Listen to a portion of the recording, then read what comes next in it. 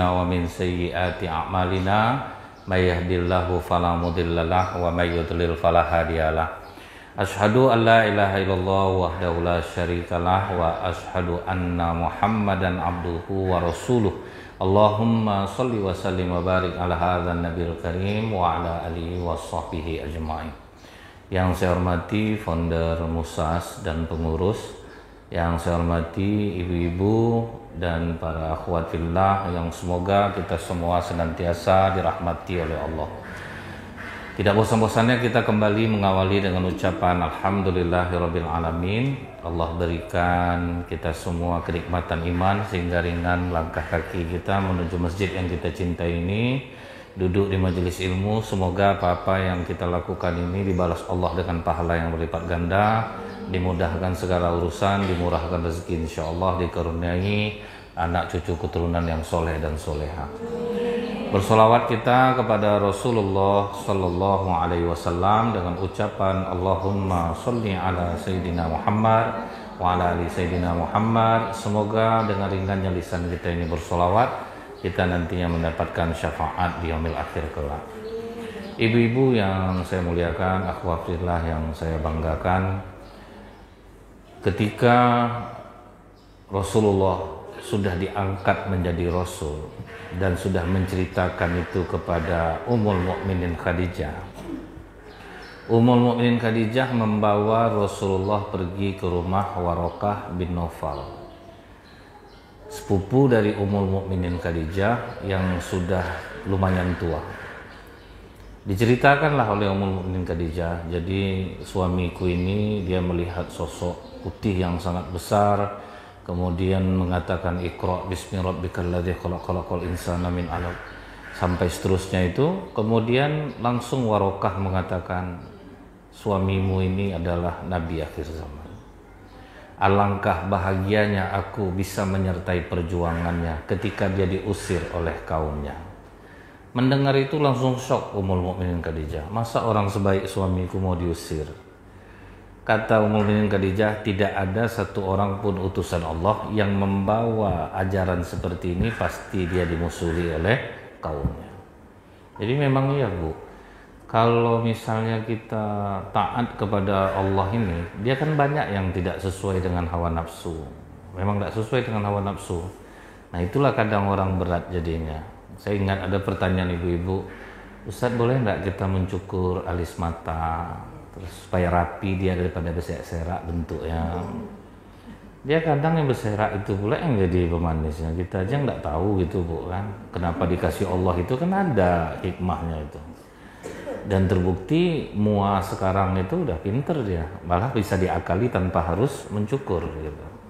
Jadi ketika saya jawab dengan pendapat dari Mufti Mesir Syekh Yusuf Qaradawi di dalam kitabnya Halal dan Haram, jadi kan itu memang tidak boleh gitu. Langsung ibu dibilang tidak sama kayak Ustadz yang kita tanya kemarin, yang kemarin boleh. Jadi dia cari yang boleh-bolehnya gitu. Itu hal-hal yang sepele. Belum lagi yang menyangkut rasa gitu ya Bu ya, rasa iman di dalam hati itu. Yang pernah dulu saya sampaikan kejadian Muti'ah yang sampai tidak mau menerima Fatimah karena membawa anaknya Hasan, dan dia minta izin dulu kepada suaminya. Sama siapa kau Fatimah? Sama anakku Hasan. Oh maaf Fatimah, aku harus izin kepada suamiku menerima tamu laki-laki. Tapi anakku ini masih kecil Muti'ah. Maaf Fatimah, aku harus izin dulu kepada suamiku. Sempat kawan ibu macam ini Bu, alah berkelebihan lah kakak, muak lah kami nengok kakak. Banyak orang yang soleha dari kakak nak macam itu, betul. Lain ajarannya ini apa sih gitu. Itu masalah iman Bu. Memang dia tidak sesuai sama hawa nafsu. Makanya Rasulullah itu akan diusir oleh kaumnya sekalipun orang tahu dia baik. Karena kalau udah ngajak kepada agama kan banyak tidak sesuai sama hawa nafsu mereka. Kalau mereka kan sulit semua tuh Bu. Onta kalau yang begini tidak boleh dimakan, kalau tumbuhan seperti ini baru boleh. Nah, jadi macam-macam susah. Jadi Ummul Mukminin Khadijah udah tahu suamiku ini bakal dimusuhi karena membawa ajaran yang sangat baik ini. Nah ternyata benar tuh Bu. Cuman Rasulullah pada tahap awal itu berdakwah khusus orang-orang terdekatnya saja dulu. Jadi memang itulah Bu ya. Kita itu mesti mulai dari orang-orang yang terdekat dari kita dalam kita berdakwah ini. Cuman Rasulullah itu Bu, kenapa cepat dakwahnya itu bisa diterima oleh keluarga terdekatnya, ataupun yang ada juga sih yang tidak mau, itu pun karena ego ya Bu ya, tidak mau mengakui. Sebab Rasulullah tuh dibawa dengan akhlak yang mulia. Nah itu Bu, bekal kita dakwah ini memang orang lebih suka melihat contoh nyata gitu Bu, dari yang menyampaikannya gitu, daripada hanya dia menyampaikan kebaikan saja. Seperti anak gadis belum nikah tapi ikut seminar parenting Bu, bagaimana menjadi orang tua yang baik, tentu tidak masuk gitu, dia nyampaikan ke orang gitu Bu. Nampak dia ibu-ibu marah sama anak, tidak boleh kayak gitu bunda, saya harus ikut seminar, kita tuh tidak boleh kasar sama anak. Coba kau beranak besok baru bisa tahu kau. Itu tuh gitu jadinya Bu ya. Nah itu maksudnya itu. Jadi Rasulullah itu dibekali dengan akhlak yang mulia. Jadi orang langsung nengok contoh gitu Bu ya. Apa yang disampaikan Rasulullah itu wah benar, karena memang akhlaknya baik. Kalau kita ini kan latihan dulu Bu, baru bisa berakhlak baik. Ada yang memang orang udah akhlaknya baik, walaupun dia tidak sholat. Ada loh Bu, dia tidak sholat tapi akhlaknya baik, tinggal ngisi imannya lagi. Nah ada juga kita yang udah beriman kepada Allah, sholat tidak bisa tinggal, cuman akhlak kita masih buruk. Nah itu yang mau kita perbaiki. Nah itu yang susah menyesuaikannya itu Bu, dengan jalur yang diizinkan oleh Allah. Itu berat kalang berakhlak baik. Nah karena Rasulullah itu jadi role model Bu, jadi orang yang di sekitar dia langsung bisa menerima dakwah Rasulullah ini. Nah, mulailah nerima Bu orang-orang dekat. Terus yang lebih cepat masuk itu kepada orang-orang miskin, kepada para budak. Disebabkan Islam tidak memandang perbedaan. Yang berbeda di sisi Allah adalah ketakwaan. Jadi banyak tuh Bu budak-budak menerima orang-orang miskin, karena Islam ini sangat berpihak kepada orang-orang miskin. Awalnya orang-orang Quraisy merasa tidak terganggu Bu. Dijadikanlah markas Islam itu di rumah seorang sahabat. Umurnya masih 16 tahun. Disitulah jadi tempat basisnya Bu ya, dakwah itu. Nah, lama-kelamaan dilihat oleh orang Quraisy ini makin lama, makin hari, makin menyebar aja nih. Nah, dari sembunyi-sembunyi orang itu kan lama-lama kan ketahuan juga Bu. Dia yang buruk kita sembunyikan, ketahuan juga. Yang baik pun kita sembunyikan, ketahuan juga. Sama Bu. Cuman beda jenis saja ya Bu ya. Yang buruk buat kita malu, yang baik membuat kita bahagia. Ketahuan dakwah ini sudah mulai berkembang, udah merambah ke orang-orang kaya. Jadi Rasulullah itu untuk kalangan miskin beliau masuk, kalau untuk orang-orang kaya Abu Bakar Bu. Nah, Abu Bakar inilah yang masuk kepada orang-orang kaya, karena dia juga pengusaha. Nah dari sinilah Bu, Islam itu tidak membenci harta benda, karena kata Rasulullah, sebaik-baik penolong untuk takwa kepada Allah adalah harta benda. Sebaik-baik harta di tangan orang-orang soleh. Jadi kalau ibu-ibu udah solehah, ukti udah solehah, harus cari kekayaan. Sebab kalau kita kaya, kita bisa berbuat baik. Nah, jangan pula dibenci kekayaan. Ini kadang-kadang ada kata-kata Bu, ya kaya udah ditakdirkan Allah miskin, ya kenapa kita ngotot mesti kaya? Takdir itu masih bisa dirubah dengan doa Bu. Yang tidak bisa dirubah itu ketetapan. Ibu lahir dari rahim ibu yang namanya ini, itu tidak bisa dirubah. Pengennya mau jadi orang bule misalnya gitu, nggak bisa.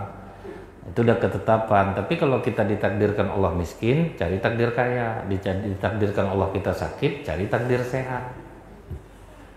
Ini diajak anaknya berobat Bu, ya lama berobat mah, pasrahkan aja kepada Allah nak. Mama ini sakit kan atas izin Allah. Itu salah jadinya Bu. Nah kalau kita kaya, kita tuh lebih manfaat untuk orang.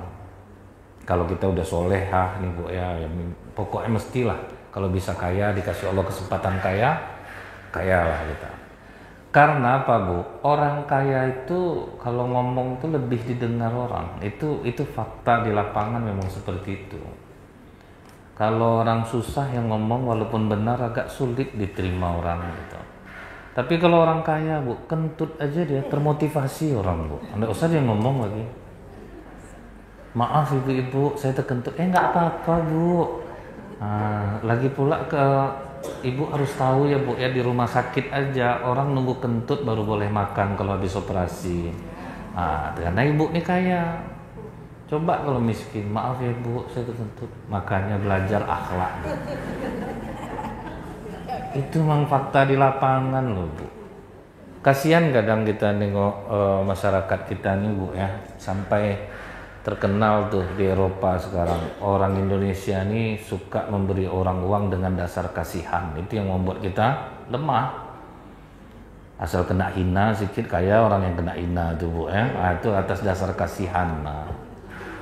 Terlalu lemah kita. Nah jadi Bu ya, udah mulai menyebar ke orang-orang kaya, semua udah banyak yang ikut. Udah mulai dikhawatirkan oleh orang-orang Quraisy, mereka pergi menghadap kepada Abu Thalib. Nah, inilah cara yang dipakai orang Quraisy yang sampai hari ini Bu, ini kalau digunakan masih bisa menggoyang iman orang. Apa kata orang Quraisy? Paman, tolong sampaikan kepada Muhammad, kalau mau dia berhenti mendakwahkan Islam ini, dia mau jadi raja, kami sudah sepakat mengangkatnya jadi raja Arab. Tuh Bu, ngeri enggak Bu tawarannya? Orang enggak usah jadi raja lagi Bu, jadi RT udah berkelahi orang Bu. Padahal gaji sekali 3 bulan, potong pajak lagi tuh Bu ya, berebut orang. Apalagi jadi raja Bu, rela habis-habisan orang. Jadi wali kota 30 miliar, jadi gubernur 60 miliar, jadi camat 50, 200, lurah 50, masih mau orang Bu. Begitu betul lah orang ingin mengejar jabatan. Ini ditawarin jadi raja tanpa pemilihan, tidak ada lawan. Waduh, goyang nggak nih Bu kira-kira? Nah, sementara orang sekarang dia udah rajin pengajian Bu. Dia nanya ke saya, Ustadz, suami saya ini kan PNS, jadi dia bisa duduk di jabatan itu Ustadz, tapi bayar Ustadz sekian ratus juta. Saya bilang, yang pertama Bu, saya tidak di bidang seperti suami Bu, jadi saya wajar aja melarang karena saya tidak pernah menggunakan hal itu, karena saya tidak bidangnya sama. Yang kedua Bu, 200 juta, 300 juta, Ibu kerjasama dengan peternak yang ahli di bidangnya, itu bagi dua berkahnya luar biasa Bu, dan untungnya juga besar, bisa separuh. Oh enggak masuk, saya ngomong sama Ustadz ini enggak ngerti Ustadz. Kalau enggak bayar itu mana bisa Ustadz. Nah itu pun terserah Ibu, karena kan saya enggak di bidang itu. Ibu wajar aja membantah, karena saya kan enggak di bidang itu. Akhirnya duduklah suaminya dengan bayaran itu Bu. Hanya dalam waktu 1 tahun itu perkembangan hartanya luar biasa. Saya terlihat dari gamis yang dipakai Ibu tuh ke pengajian setelah suaminya jadi pejabat. Gamisnya Ummu Khadijah Bu, itu kan paling murah berapa ya, 2.500.000. Terus dia ada pakai dian pelangi 1,5, ini udah lumayan lah, bagus lah. Untuk ke ibadah gitu Bu, bagus-bagus. Saya tidak mengatakan suaminya korupsi, tidak, karena kalau udah jadi pejabat tuh jalan dapat duit itu kan ada-ada aja ya Bu ya, tidak harus korupsi juga. Mobil udah bagus, tapi Ibu tuh ketemu saya di pengajian tuh nangis gitu Bu. Setahun setelah itu dia nanya ke saya nanya ke Ibu tuh pas dia udah dekat ke saya bilang, Ibu kenapa nangis lagi, kan semua yang Ibu inginkan sudah Ibu dapatkan, kenapa Ibu nangis? Semenjak dia jadi pejabat tuh Ustadz, jarang dia di rumah, kadang 3 hari di rumah, waktu sibuk betul dia Ustadz. Jadi saya tuh heran Ustadz, kok sesibuk ini betul lah suami saya, sampai yang sering nelpon suami saya itu justru bukan sesama PNS Ustaz, polisi, Kapolres. Itu yang sering muncul. Nanti kalau Kapolres nelpon agak jauh-jauh suami saya ngangkatnya. Jadi pas suami saya mandi, Ustaz nelpon Kapolres nih, saya angkat, cewek rupanya Ustaz. Ditukarnya rupanya Ustaz nama cewek itu jadi Kapolres. Namanya laki-laki Bu, sedangkan udah baik aja istri bisa dia meleset gitu. Apalagi berduit dengan cara yang tidak baik. Dengan cara yang baik aja Bu, udah bisa meleset. Udah baik istrinya bisa juga dia menyimpang. Apalagi dengan jalan yang seperti itu gitu. Apa gunanya Bu, duit banyak, hidup kita tertekan, tidak bahagia. Saya udah konsultasi ke psikolog sekarang nih Ustadznya, itulah. Ibu akhirnya menarik kesulitan yang lebih parah gitu. Seharusnya yang ibu lakukan seperti ini, menyesal dulu kepada Allah. Ampuni aku ya Allah, aku kira ini membuat aku bahagia, ternyata aku akhirnya menderita. Ampuni aku ya Allah, aku terima luka ini. Nah, seharusnya gitu Bu, baru aman tuh, nggak perlu ke psikolog tuh Bu. Allah kalau udah nyerah kita kan Allah keluarkan kita dari kesulitan Bu. Terima dulu kesulitan itu. Jangan ditarik lagi kesulitan yang lain. Coba dulu aku ndak mau kayak gini. Coba gini, tambah luka jadinya Bu. Ya tambah luka. Aku salah ya Allah, terlalu mengejar dunia. Sekarang suami aku tertarik dengan perempuan lain. Ampuni dosaku. Aku terima sakit ini dan sembuhkan suamiku ya Allah. Tunjukkan dia ke jalan yang baik. Kan aman jadinya Bu. Ini suami pulang tambah mengamuk-ngamuk dia. Nggak tahu juga kerja bang. Mana HP? Sini HP. Itu tambah sakit hati jadinya kan Bu. Suaminya tambah tidak nyaman dong. Makanya dia tambah betah sama yang satu lagi itu. Yang satu lagi itu mau periksa HP ya bang dek? Enggak bang, itu privasi apa? Itu tambah jatuh dia ke sini jadinya Bu. Dan itu terima luka. Kesalahan kita itu terima. Karena ingat Bu ya, memang ujian di jabatan itu memang sangat berat. Sedangkan yang tidak bergaji aja Bu, berebut orang. Jadi pengurus masjid misalnya gitu Bu ya. Kalau kan tidak ada gajinya tuh Bu, udah bawa masa orang pas pemilihan tuh Bu. Orang-orang yang tidak pernah ke masjid dibawanya ke masjid tuh untuk pemilihan tuh. Saking inginnya jadi ketua masjid, padahal nggak digaji loh Bu. Dengan itu Rasulullah ditawari. Nah, siapa yang tidak tertarik Bu? Ditawari jadi raja loh Bu. Dan kita ingat Bu ya, kalau kita lihat dalam surah Al-Baqarah 246 dan seterusnya itu kan kisah tentang Tolut. Tolut itu Bu yang mengangkatnya jadi raja Allah melalui Nabi Samuel. Kalau Allah yang angkat tentu tidak sembarangan orangnya kan Bu. Nah, walaupun pakai proses pemilihan Bu, proses pemilihannya waktu itu hanya mengukur tongkat Nabi Samuel. Siapa yang sama tingginya dengan Nabi Samuel jadi raja. Jadi rupanya yang sama tinggi dengan tongkat Nabi Samuel, Tolut. Tolutlah jadi raja karena dia miskin.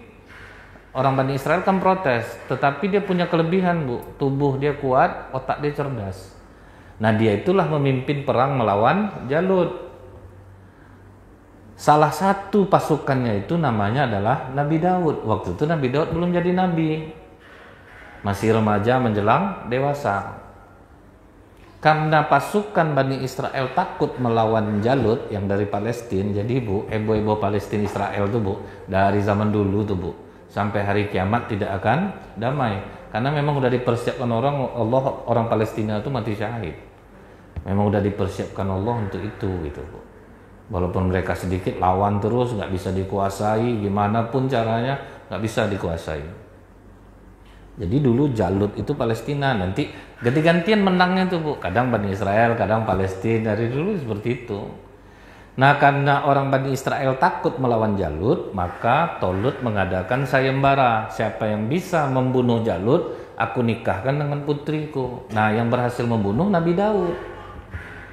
Nah Nabi Daud dinikahkan dengan putri Tolut. Sejak itu popularitas Nabi Daud tinggi Bu, FYP. Nama Nabi Daud aja Bu keluar Twitter, TikTok, pokoknya nama Nabi Daud lah, FYP lah. Karena popularitas Nabi Daud melonjak Bu, Tolut yang tadinya baik berubah menjadi jahat. Bayangkan sama Ibu tuh, itulah ujian jabatan tuh Bu ya. Udah Allah yang ngangkat tuh Bu, bisa dia sakit hati sama menantunya sendiri. Disitulah dia berencana membunuh Nabi Daud. Jadi jangan sepelekan Bu, ujian-ujian jabatan itu. Makanya banyak-banyak kita mendoakan pejabat, jangan hanya menghujat gitu Bu, karena ujiannya itu berat, memang susah. Setelah itu yang kedua, apa tawaran dari kaum Quraisy? Sampaikan kepada Muhammad, berhenti dia berdakwah. Dia mau kekayaan, kami sudah sepakat mengumpulkan harta terbaik kami untuk dia. Kan dahsyat ujian tuh Bu, harta loh Bu. Istri aja ngamuk-ngamuk Bu, kurang ajar abang, ku telepon nggak ngangkat, di WA checklist 1, ngapa abang kerja abang di kantor? Nggak abang hargai aku sebagai istri. Udah ngamuk-ngamuk, dibuka suaminya dompet. Minta maaf abang dek ya, tadi ada bos, kami lagi meeting. Ini dari rezeki akhir tahun untuk adek. Ya angkat bang, kalau misalnya adek nelfon tuh apa salah? Angkat aja sebentar, kan adek bisa paham abang. Gerobak Bu. Payah kalau ujian udah duit nih Bu ya. Bulan November 2023, kan waktu itu anggota dewan pada sering ke majelis taklim tuh Bu. Nah, jadi saya ini ada masuk wirid ibu-ibu tuh 2 kali 1 bulan. Nah pas minggu pertama saya masuk, dikasih tahu sama ketua majelis taklimnya, Ustadz mohon izin, ini ada ibu dari partai ini, dia maju jadi anggota dewan tahun depan, minta waktunya. Oh ya udah nggak apa-apa Bu, karena kalau misalnya ibu tuh nggak memperkenalkan diri, orang tentu nggak tahu juga dengan program dia. Nggak apa-apa kok Bu, santai aja. Karena saya juga diuntungkan Bu, nanti paling saya ceramah tinggal 10 menit, 5 menit, kan nggak rugi ya. Jadi Bu ya, saya perhatikan lah wajah ibu-ibu. Kan saya duduk di sini nih Bu, kan nampak tuh wajah ibu-ibu tuh. Jadi ibu anggota dewan ini bilang, ibu-ibu, saya mohon izin, saya akan maju tahun depan, saya mohon dukungannya. Dan saya pun mengerti ibu-ibu berkumpul di sini tentu meninggalkan suami, meninggal anak di rumah. Jadi saya ada buat kenang-kenangan nih buat ibu, tapi nggak banyak ya Bu ya, masing-masing ibu-ibu akan mendapatkan 5 kg beras, minyak goreng, ikan sarden, kemudian indomie, telur 1 papan. Nanti dicatat namanya ke Bu Emma ya, Bu Emma ya, ngangguk lah Bu Emma tuh Bu. Nah, ini yang familinya Bu Emma. Saya kan di depan tuh Bu, saya tengok begitu ada tawaran sembako tuh, agak lain sumringah wajah ibu-ibu nih gitu. Apakah ibu-ibu akan memilih saya? Iya Bu, pokok kami milih ibu, ajarkan kami Bu tutorial cara mencoblosnya. Oh, bangga lah ibu nih Bu, diajarkannya lah. Minggu ketiga saya masuk lagi, ada lagi Bu dari yang partai lain lah Bu. Nah, saya masih duduk di tempat yang sama gitu kan. Ustadz mau izin lagi, oh ya nggak apa-apa Bu, silahkan aja. Tarikan pertamanya aja ibu tuh Bu, sebelum assalamualaikum aja, ibu-ibu udah punya baju seragam? Belum, kata ibu tuh Bu ya. Nanti diukur ya di rumah Bu Rita ya Bu Rita. Bangga lah Bu Rita, ini family Bu Rita lah lagi nih Bu. Jadi gini ibu-ibu, barulah dia masuk, assalamualaikum. Kemudian selain baju seragam ini, mohon maaf ibu-ibu, saya juga ada bawa sembako buat ibu-ibu, ada 10 kg beras, 2 kali lipat dari ibu yang kemarin Bu. Mungkin Bu Rita nih ngasih tahu gitu kan. Tolong Dedi diambil di mobil ibu ini incumbent Bu, tentu dananya lebih banyak. Dan selain sembako ini juga Bu, mohon maaf, bukan maksud saya menjengkali ibu-ibu, saya tahu ibu-ibu orang mampu semua, masing-masing ibu-ibu akan mendapatkan Rp250.000. Apakah ibu akan memilih saya? Iya Bu, Allahu Akbar. Saya udah tadi depan Bu. Yang Ibu Emma tuh Bu, cemburu-cemburut dia Bu. Nggak boleh kita gitu, kita kan udah sepakat. Mengapa pelakau? Berkelahi lah deh gara-gara itu. Nah, itulah Bu ya, duit tuh bisa mengubah. Makanya kita harus jadi orang mampu ya Bu ya. Kalau misalnya ada kekuatan untuk mampu itu, usahakan jadi orang mampu lah. Kalau nggak habis kita dijengkal-jengkal orang Bu. Habis dibeli-beli orang aja kita nih jadinya. Macam untuk Pilwako kemarin berapa ustadz sih yang dibeli oleh apa ya Bu ya? Kan dibeli itu Bu. 1 titik sekian juta, 1 titik sekian juta. Saya ditawari Bu, alasan saya, waduh saya paling gila sama duit ini. Sebetulnya saya mau, cuman gimana ya, saya kenal semua calonnya, itu cara saya gitu. Nggak mungkin lah kita sok munafik, kita nggak boleh kayak gitu, sok-sok bijaksana gitu ya Bu ya. Benci orang dengar kalimat macam itu tuh Bu ya. Atau misal kawan kemalangan, sabar Kak, semua dari Allah. Orang udah tahu kalimat itu, Bu. Diam aja lah kita, gitu. Diam aja, Bu. Nah, waktu ditawarin duit tuh, Bu ya. Sedangkan tauhid orang aja bisa berubah gara-gara uang. Itu kan sudah pernah disampaikan Rasulullah. Itu juga termaktub dalam kitab Talbisul Iblis karya Imam Ibnu Qayyim Al-Jauziyah rahimahullah. Ada pemuda soleh di desanya itu, ada pohon yang disembah orang. Diambilnya kapaknya, Bu. Pergi dia mau menebang pohon itu. Dihadang dia oleh iblis berwujud manusia. Kau mau kemana? Aku mau nebang pohon itu. Apa urusan kau menebang pohon itu? Mengganggu kau pohon itu? Memang mengganggu, karena itu perbuatan syirik. Kalau kau tebang pohon itu, aku pukul kau. Langsung anak muda ini dipukulnya iblis tuh, Bu. Iblis dipukulnya terkapar, Bu. Karena gini, Bu, iblis kalau udah berwujud manusia, berlaku hukum manusia. Dipukul ya kena. Jin juga gitu, Bu. Kalau dia udah masuk ke dunia manusia, berlaku hukum manusia. Terkapar iblis itu, ampun, jangan pukul aku. Aku janji kalau kau tidak jadi menebang pohon itu, setiap pagi kau bangun tidur, kau akan menemukan koin emas di bawah bantalmu. Berubah sekali, Bu. Itu duit nih dahsyatnya, Bu ya. Pemuda soleh aja kena dibuatnya. Pulang anak ini, besok pagi dia bangun, ternyata betul janji iblis tuh, Bu, ada koin emas. Hari kedua masih ada koin emas, hari ketiga tidak ada lagi koin emas. Dibawanya lagi kapaknya. Kau mau kemana? Kau tidak tepat janji, kata anak muda nih. Aku tidak menemukan koin emas lagi, akan kutebang pohon itu. Iblis itu pula mukul dia lah yang terkapar, Bu. Kenapa kau begitu kuat? Waktu pertama kau mau menebang pohon itu, niat kau tulus karena Allah. Jangankan aku, langit dan bumi pun tidak akan mampu menahanmu. Tapi sekarang kau menebang karena kau tidak menemukan lagi koin emas di bawah bantalmu. Wah itu, Bu. Jadi kalau niat nih, Bu, pengaruhnya besar, Bu. Begitu juga dengan kami misal pergi ceramah gitu, Bu. Niatnya tuh nggak ikhlas, Bu. Nggak enak juga ke badannya jadinya, Bu. Ke badan, kalau jamaah nggak ada masalah, Bu. Ke badan kami sendiri itu nggak enak, ke jiwa tuh nggak enak gitu. Nah, begitulah dahsyatnya godaan uang. Makanya uang ini, Bu, bisa buat orang baik, bisa buat orang jahat. Rasulullah kan sudah mengatakan, Bu, kadang ada hidayah ini kita tarik orang dari perutnya. Maksudnya pakai duit.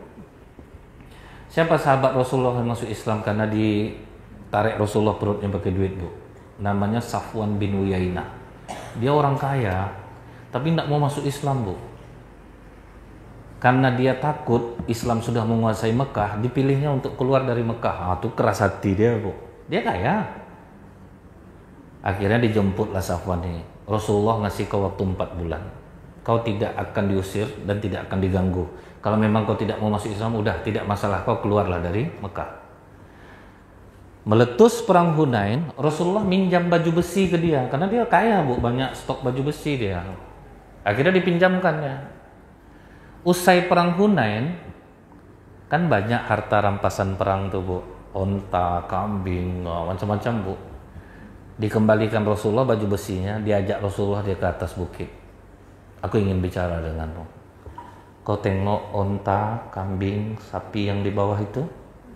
Lihat Muhammad, semuanya untukmu. Mendengar untukmu itu, Bu, asyhadu alla ilaha illallah wa itu menarik orang lewat perut. Jadi jangan Ibu kira kita tidak butuh, Bu ya. Kadang asbab hidayah orang itu karena dia kenyang, dia aman ekonominya.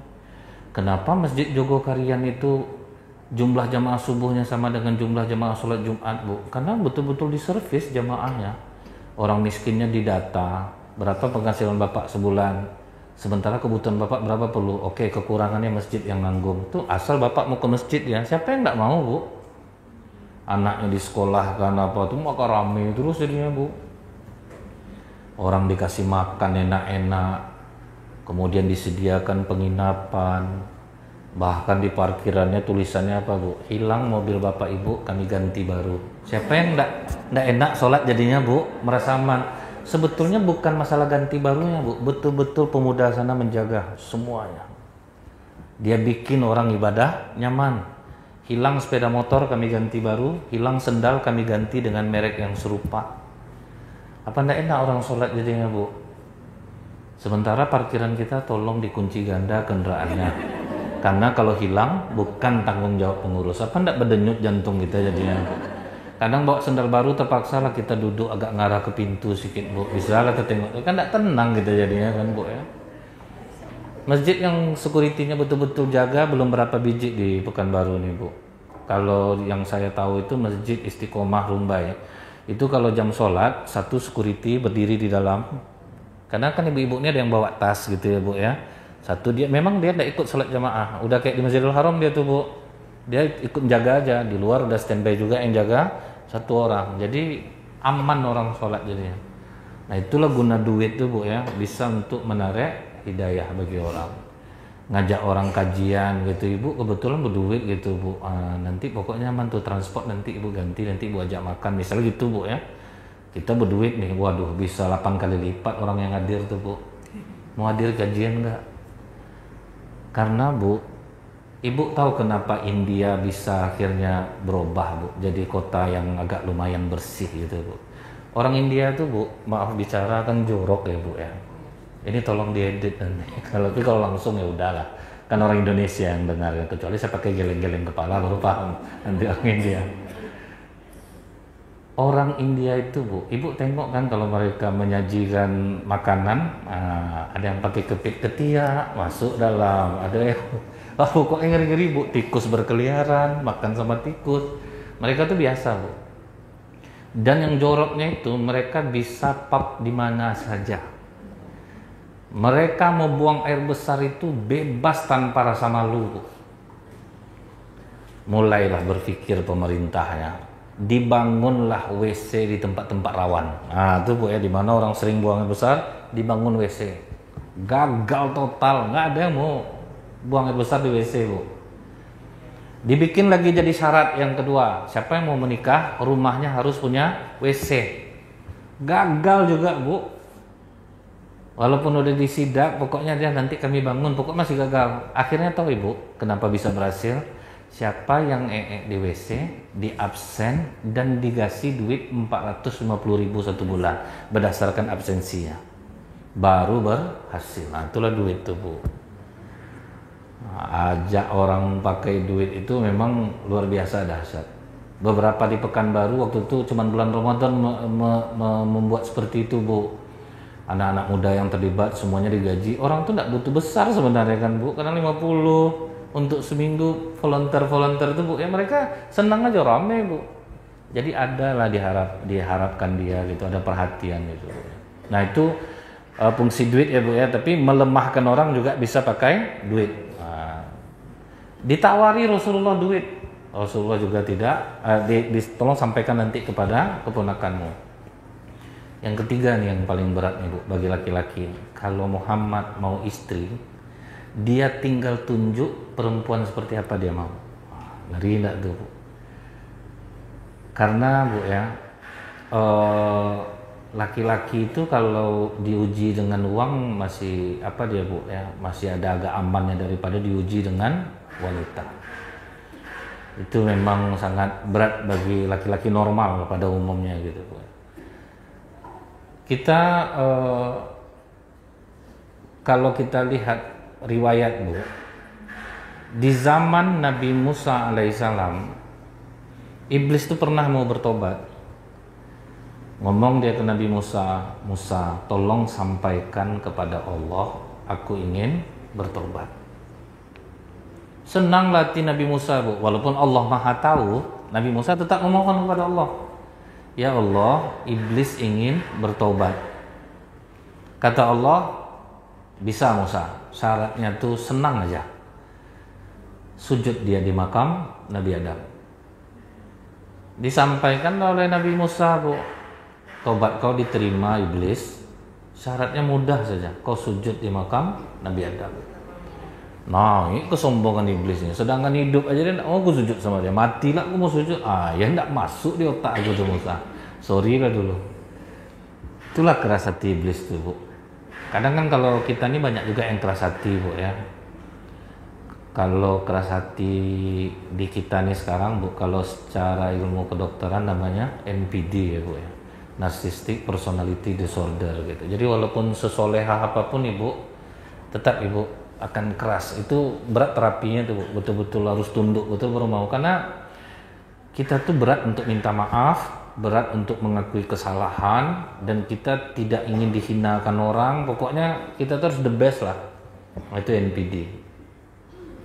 Dan susah nih Bu kalau orang udah kena penyakit ini.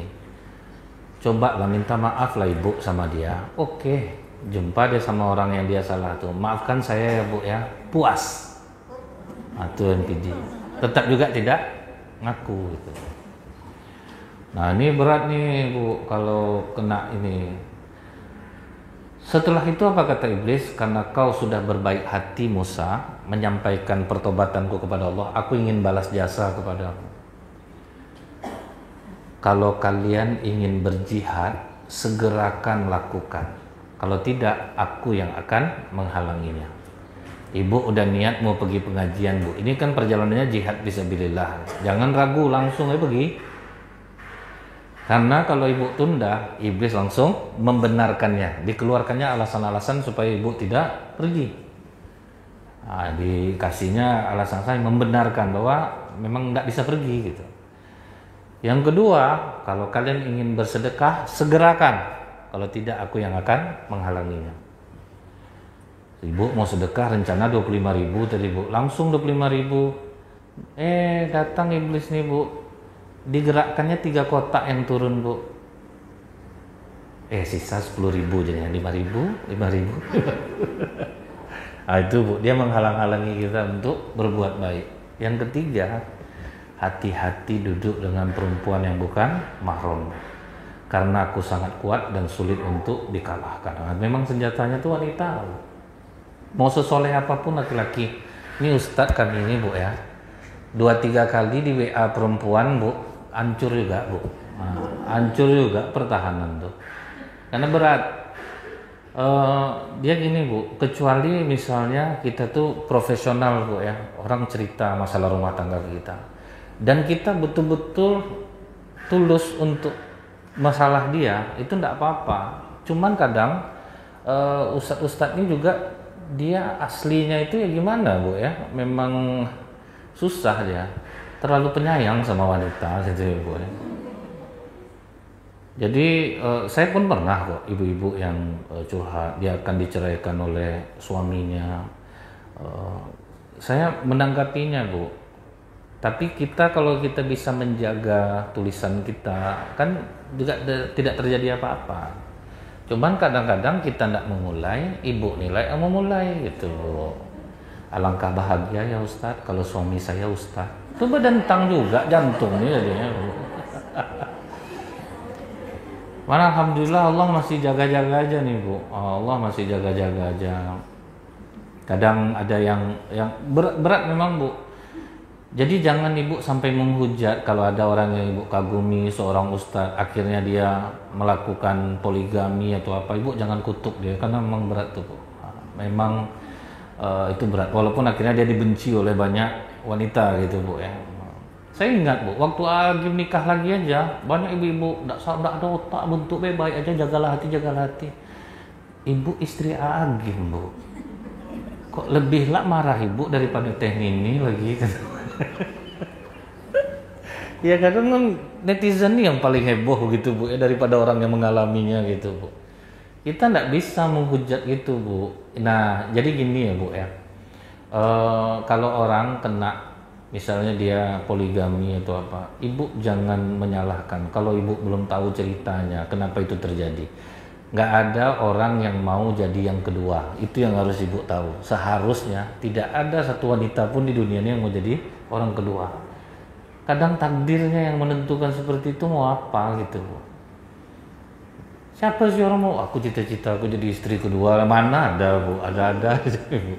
Dan tidak ada satu istri sah pun yang mau suaminya nikah lagi. Nah itu memang faktanya seperti itu gitu. Jadi jangan asal memaki, asal menuduh. Kasihan kita istri pertamanya. Ibu tahu enggak hancurnya perasaan istri kedua tuh Bu, dicap pelakor itu udah jelas Bu. Dia aja yang salah itu udah jelas. Jadi sama beratnya kok Bu, sama lukanya. Nah anehnya kita sekarang nih, kalau orang ketahuan selingkuh itu kita nanggapinnya biasa. Betul enggak Bu? Tapi kalau orang poligami itu dihujat habis-habisan loh Bu. Sementara kalau kita dengar ada orang yang selingkuh ketangkap apa, kayak biasa aja Bu. Nggak ada kita heboh deh, dah zamannya tuh anak-anak muda sekarang. Paling gitu-gitu kan Bu. Ya namanya pejabat, duitnya banyak. Tapi kalau giliran orang nikah halal tuh ujiannya kok berat gitu. Dimaki, dihina, dihujat habis-habisan. Ya agim dulu lah Bu, habis dihujat orang sampai anak ibu-ibu narek anak-anaknya dari pesantren. Nggak mau lagi di Darut Tauhid, sampai gitu Bu. Nah, tapi orang melakukan hal-hal yang aneh-aneh, nggak ada tuh yang ribut yang itu. Itulah ujiannya itu Bu ya. Nah jadi kata iblisnya apa Bu? Hati-hati duduk dengan perempuan yang bukan mahrammu karena aku sangat kuat dan sulit untuk dikalahkan. Nah proses penggodaan iblis terhadap perempuan nih Bu, kita lihat lagi nih Bu, iblis yang pernah menghancurkan pertahanan ahli ibadah yang bernama Barsiso. Caranya tuh bagus Bu. Barsiso ini taat ibadah Bu. Di tempat ibadah aja dia. Nah, cara iblis ini ada anak perempuan punya 2 orang saudara laki-laki. Karena dia saudaranya ini pengen berjihad di jalan Allah, tentu dia mencarikan tempat penitipan adik perempuannya. Karena yang paling soleh di kampung itu Barsiso, mereka memutuskan berdua untuk menitipkan di Barsiso. Pergilah 2 orang adik-beradik ini Bu sama adik perempuannya. Pak Rahib, kami ingin menitipkan adik perempuan kami. Jangan, udah ditolak sama Barsiso Bu. Jangan, kalau bisa ke yang lain aja. Nggak ada tempat yang kami percaya selain tempat kau ini. Udah capek-capek nolak nggak bisa, kau kan nggak perlu khawatir, kau kan tinggal di atas. Biarlah adik kami di bawah. Untuk makannya semua kan kami tanggung biayanya. Kalau misalnya nanti ngantar makanan, taruh aja di bawah Pak Rahib. Pak Rahib nggak perlu mengetok pintu kamarnya, itu nggak perlu. Jadi di bawah saja. Habis itu Pak Rahib ke atas lagi. Dan itu Bu, iblis cukup sabar dengan pola itu. Oh iya ya, nggak terjadi fitnah. Mulai iblis mengembangkan cara. Kalau kau taruh di bawah tangga, kadang dimakan oleh binatang.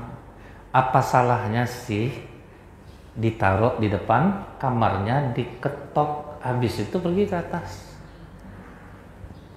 Oh iya, kan nggak masalah juga.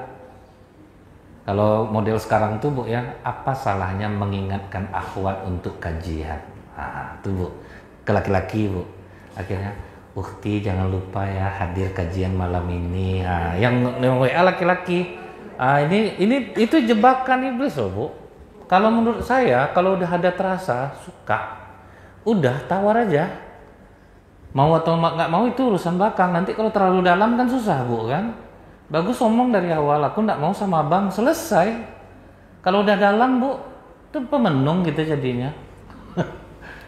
Ya kalau menurut saya Bu, itu kebanyakan kelemahan orang akhirnya digoda iblis tuh karena diterusin. Nah diantaranya di kamar diketok, lari. Terus mulai lagi nih Bu, kau orang tahu agama, perempuan itu udah lama di sini, masa nggak terajarkan sama kau agama? Di situ masuknya tuh Bu. Kalau kau takut fitnah, jangan di rumah, di luar rumah, ajarkan dia. Nah, mulai itu Bu, diajarkan.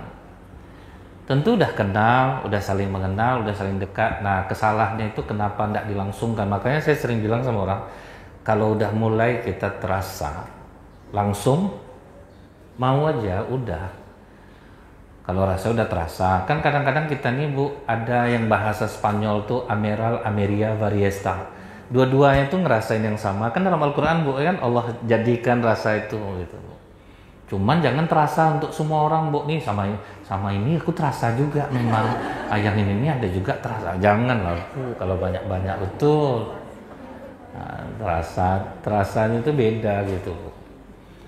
Nah kemudian begitu diajarkan agama tuh Bu, tuh dia udah mulai nyambung, udah mulai enak. Baru di situ iblis masuk. Oh kan udah kenal sama dia, apa salahnya sih ngantar makanan langsung ke kamarnya? Nah di situ baru jadi dia Bu. Pas dia ngantar ke kamar, ditiup iblislah angin sehingga terbukalah aurat ini. Itulah terjadinya, Bu. Jadi makanya jangan lama. Istilah kita tuh kan, Bu ya, kalau misalnya udah terasa ya udah tanyain aja. Yang melamar Rasulullah kan Ummul Mukminin Khadijah kok, Bu. Jadi jangan malu, masa perempuan yang lebih dulu, nggak ada, Bu. Biasa aja tuh.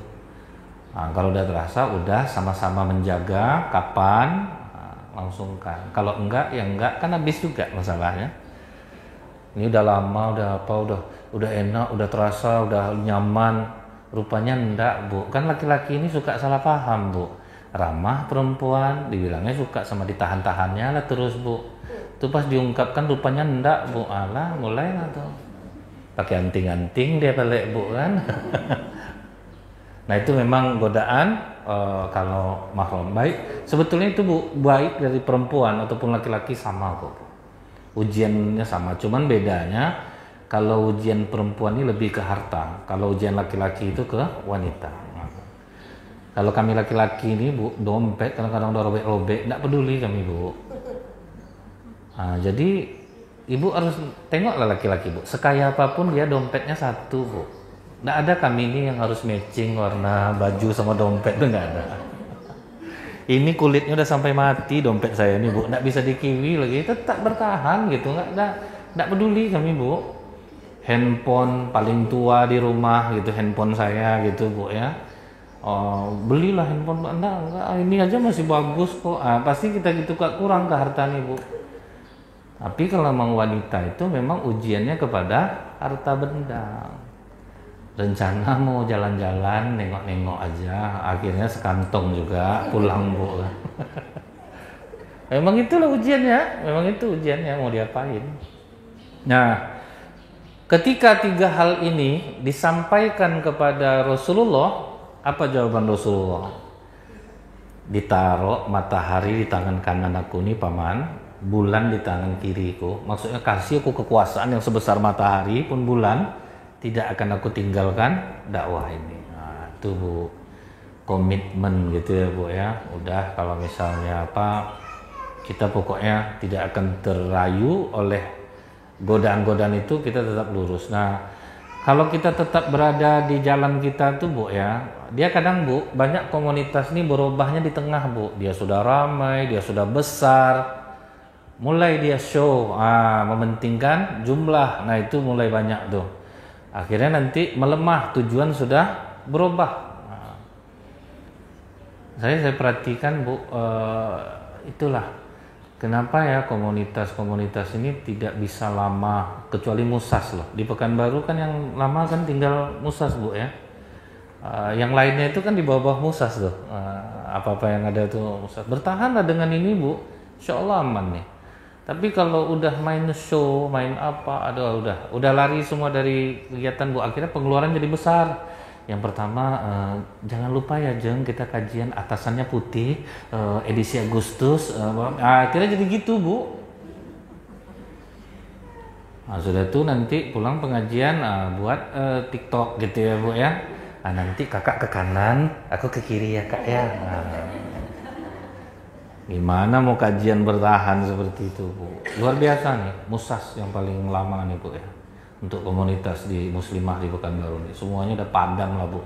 Besar seperti buih di lautan aja lagi. Nah, kalau rame-rame, tapi hanya seperti buih di lautan. Nah, kemudian, Bu, kata paman Rasulullah, Abu Thalib, aku ada di belakangmu, Muhammad. Silahkan kau tetap berdakwah.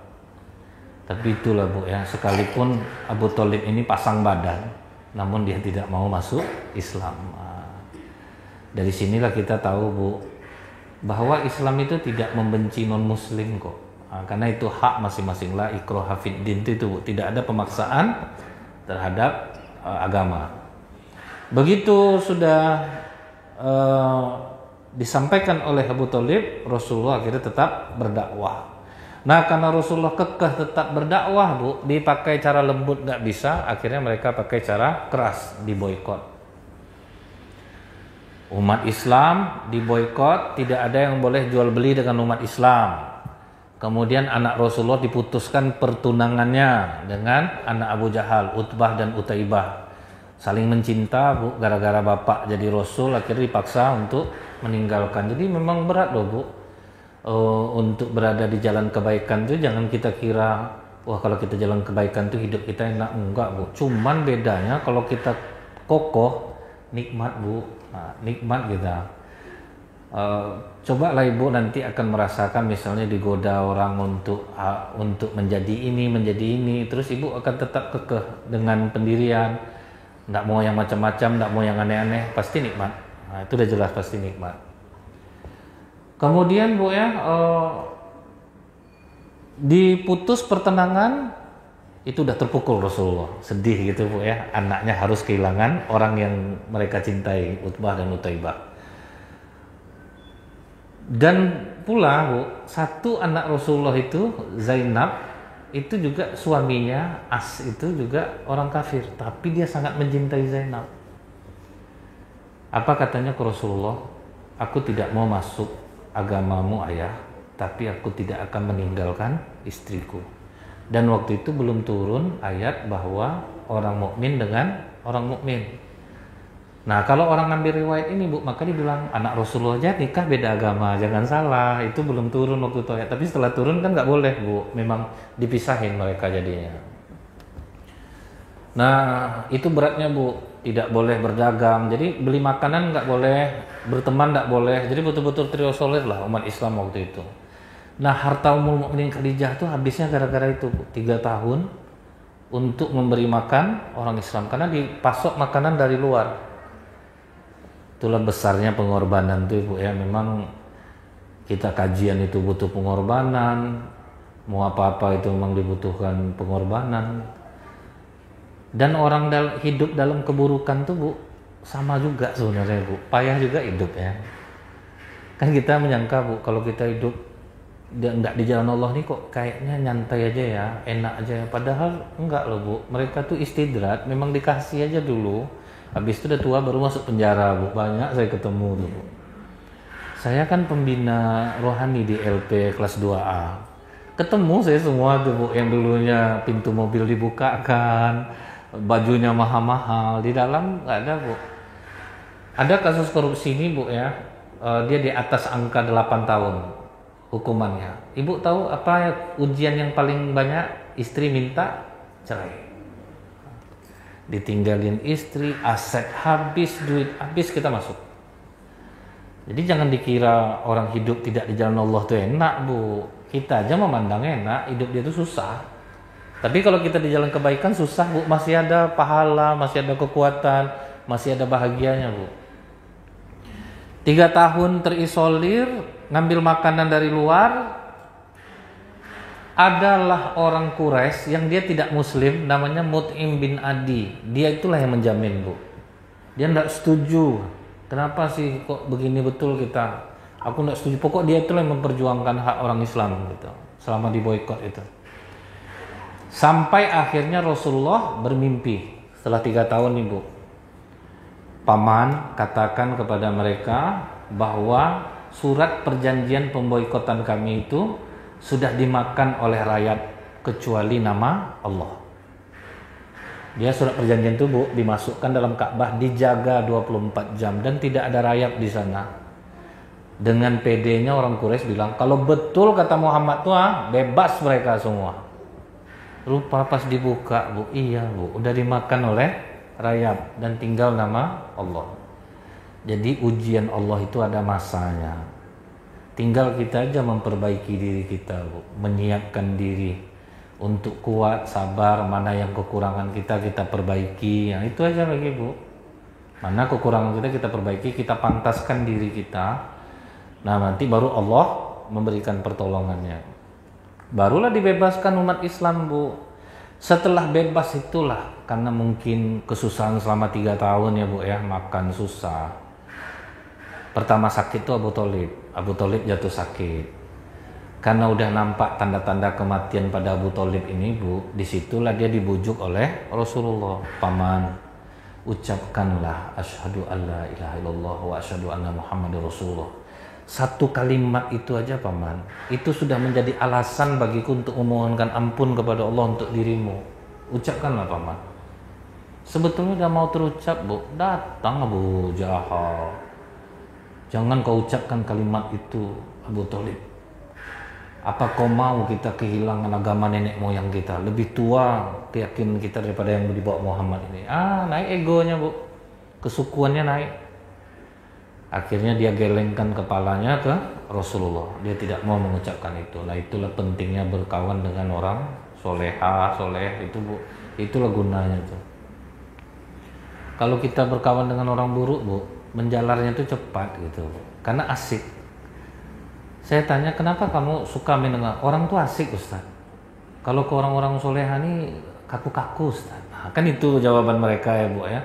Dia tidak tahu bahwa kaku itu akan menyelamatkan dia. Kan kalau kita apa nih, tapi kan tidak sekaku kanebo kita nih bu, kan tidak kanebo kering kita. Mana yang bisa kita tolerir kan kita tolerir gitu. Misalnya orang nanya nih Ustadz, boleh tidak kita pakai kutek? Boleh bu, yang penting asal ibu mau wudhu dikikis saja. Kan sebetulnya melarang kan bu, kan tidak mungkin dia wudhu kikis. Nah, cuman kan ternyata kita tuh nggak kaku-kaku amat juga gitu jawabnya tuh gitu bu. Nah berkawan dengan orang soleh ini memang ujiannya juga berat bagi orang yang berteman sama kita. Tapi kalau dia ngikut, dia bahagia kok, pasti dia bahagia. Ingat saya dulu ada pejabat pertanahan bu. Saya tuh udah terlanjur pengeluaran besar Ustadz. Kalau nggak main tanda tangan saya, susah. Bapak ngomong susah ke saya tuh nggak kena pak. Karena harta yang bapak bilang tuh terlalu besar-besar bagi saya. Dan saya hidup juga. Akhirnya dia waktu itu agak tersinggung sama saya, tidak mau lagi berkawan sama saya. Sampai kalau dia ngajak saya makan, kalau saya yang bayar saya mau, kata saya. Kalau bapak saya tahu sumbernya, kata saya bu. Awalnya kami itu akrab-akrab aja bu. Dia akhirnya minta belajar sholat. Cuman mungkin dia tidak tahan bu, karena harta yang mau dimainkan tuh banyak gitu bu ya. Akhirnya dia tidak mau lagi berteman dengan saya waktu itu. Karena tidak sesuai gitu bu ya. Dia inginnya tuh dapat ustadz tuh yang ya udah pak, bapak apa aja tuh nanti si ustadznya dikasih, ustadz mau rumah, ustadz mau ini, kan itu sebetulnya bu yang diinginkan dia. Nggak kena rupanya ke saya waktu itu. Alhamdulillah waktu itu masih kuat ya bu ya iman. Kalau sekarang mungkin digoda orang itu kena juga sih. Cuman untung aja nggak ada yang menggoda ini bu. Nah begitu dia tidak lagi bersama saya bu, nggak taunya saya dapat telepon sambil nangis dia ngomong bu, saya sangka yang tukang-tukang bohong anak ibu tabrakan, anak bapak tabrakan tuh bu. Saya diam aja. Assalamualaikum Ustaz. Waalaikumsalam. Siapa nih pak? Dia kan dari penjara dia nelponnya kayaknya bu. Saya OTT Ustaz. Kena operasi tangkap tangan dia bu. Menyesal saya tidak dengar kata-kata Ustaz dulu. Jangan bapak tarik kesulitan yang lain gitu. Terima aja dulu kalau bapak bilang tuh andaikan saya mendengar, kan percuma juga bu. Tambah sulit juga hidup jadinya. Terima aja lah tuh pak. Apalagi bu, PNS dipecat, keahlian lain tidak ada. Pas saya sedang duduk bu, menunggu toko buka, ada toko orang, saya mau ke toko itu, toko buka, saya di sebelah tuh ada warung, saya makan. Jumpa saya sama dia bu, dia lagi ngantar kue gitu bu. Dia dulu dihormati orang ya bu ya, ngantar kue. Saya panggil dia, saya ajak duduk dia. Duduk pak, makan kita pak. Seolah-olah tidak terjadi apa-apa gitu bu. Nah itu bu, jadi hidup dalam keburukan itu jangan dikira enak. Kalau ibu dapat kawan yang soleha, pertahankanlah bu. Yang suka ngomong itu tuh tidak sesuai dengan yang ibu inginkan kalau ibu salah gitu. Dia tidak terima gitu bu ya. Kadang kita ini kan suka cari kawan tuh, betul kakak tuh kak, setuju, betul kak. Tak mau kakak digitu-gitukan dia tuh, mantap kak. Itu parah tuh bu, tambah hancur kita dibuatnya. Nah itu ya bu ya. Akhirnya Abu Thalib meninggal dalam keadaan musyrik. Rasulullah sebagai keponakan berusaha untuk mendoakan, ya Allah ampunilah dosa pamanku ini, banyak jasanya terhadap Islam, dia sayang kepada nabimu, rela memasang badannya untuk dakwahku.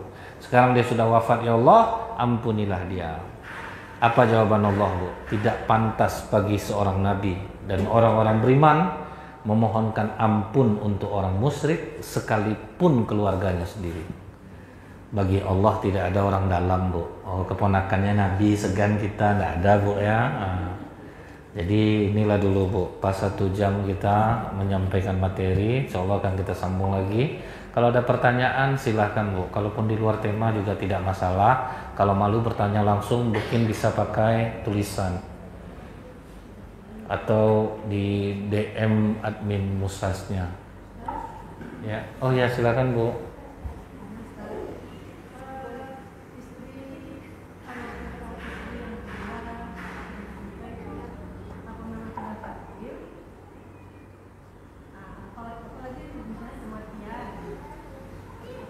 Kematian itu takdir. Apa bisa takdir itu kita berdoa minta panjang umur, jangan menjadi istri yang kedua, misalnya. Jadi itu termasuk takdir, Ustaz. Ya, seperti yang saya sampaikan tadi, takdir masih bisa dirubah dengan doa. Kalau kita ditakdirkan miskin, cari takdir kaya. Kalau kita ditakdirkan sakit, cari takdir sehat. Jadi kalau misalnya kita berdoa, Bu, kepada Allah, ya Allah, aku ini tidak sanggup kalau jadi istri kedua. Jagalah suamiku selama dia tidak bersamaku. Aku lindungkan dia kepadamu, ya Allah. Rupanya tetap dia nikah lagi, Bu. Itu baru ketetapan. Nah, itu baru ketetapan, Bu. Tapi kalau misalnya dia memang tidak siap untuk menikah, Allah pasti akan jaga, Bu. Dia nggak akan tertarik dengan siapapun. Jadi itu bedanya, Ibu ya. Ibu udah minta pada Allah, dan anehnya nanti Allah memberikan ibu kelapangan jiwa. Nah, karena ibu doanya mintanya seperti itu, jadi jangan dibilang buktinya tidak dikabulkan doa saya. Enggak, Bu. Bagi orang yang menjalani ketetapan Allah seperti itu, padahal dia mintanya A, dikasih Allah Z, Allah akan ganti luka dia itu, Bu, dengan kebahagiaan yang lain. Kan udah doa sama Allah, nggak mungkin Allah nggak ngabulkan. Cuman tidak bisa seperti yang kita inginkan, Bu. Nah, jadi itu ya, Bu ya. Tapi ingat, anak Abu Bakar Siddiq, Asma, juga dia kan nggak mau dipoligami, Bu. Itu yang membuat dia cerai dari Zubair bin Awam. Jadi kita tidak terima pun tidak ada masalah. Aku tidak sanggup menjalani takdir ini, ya sudah, mundur. Kita akan ketemu lagi dengan takdir yang lain. Jadi itu, Bu, kalau permasalahan itu. Bolehkah kita berdoa kita tidak sanggup jadi istri kedua? Boleh. Kalau abang menikah lagi aku minta cerai, apakah salah? Enggak. Nah, jadi ingat, boleh, tapi kita jalani lagi takdir yang selanjutnya gitu, Bu. Nah, kadang juga ada berakhir lebih bahagia, ada juga lebih menderita.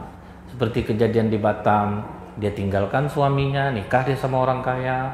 Rupanya menderita, di WA-nya suaminya, Bu. Jemput ayah, katanya, Bu. Suaminya sayang sama dia, tapi jemputnya udah pakai parang, Bu. Dibunuhnya laki-laki itu. Nah, kan bahaya jadinya, Bu ya. Kan ada dulu juga ada penyesalan seorang ibu-ibu. Nikah lagi suami saya, Ustaz. Oh, enggak tahan, saya minta cerai, dapat saya berondong, lebih muda daripada dia. Rupa lebih jahat daripada suami saya, Ustaz. Nah, itu contohnya misalnya gitu, Bu ya. Tapi ada juga meninggalkan suami justru lebih bahagia. Jadi kita yang nimbang nih, Bu, kalau lebih banyak suami ini kebaikannya daripada mudaratnya, bertahanlah walaupun sakit. Tapi kalau lebih besar mudaratnya, bahagia ibu harus meninggalkan dia. Mudaratnya maksudnya apa, Bu? Iman ibu tidak bertambah selama sama dia, kata-kata kasar, sering merendahkan, menghina keluarga ibu. Itu tidak ada alasan lagi, Bu, untuk bertahan. Jangan pakai lagi kata sabar demi anak-anak menderita, Bu. Nah, jadi ibu yang menilainya. Kemudian apa tadi, Bu? Kematian. Kematian itu juga takdir, tapi masih bisa dirubah dengan doa, Bu.